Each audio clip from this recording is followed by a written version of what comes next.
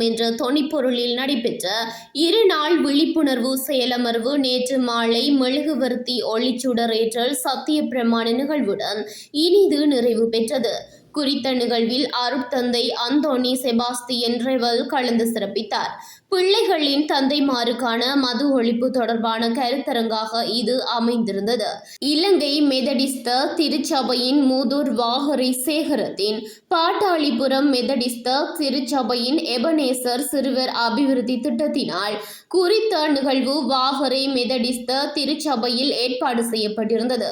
வாகரை மூதூர் சேகரத்தின் முகாமையாளரும் சிறுவர் அபிவிருத்தி திட்டத்தினுடைய பணிப்பாளருமான அருட்பணி கந்தையா ஜெகதாஸ் தலைமையில் நடைபெற்ற குறித்த செயலமர்வானது கடந்த 16, 17 ஆகிய 2 தினங்கள் நடைபெற்றது.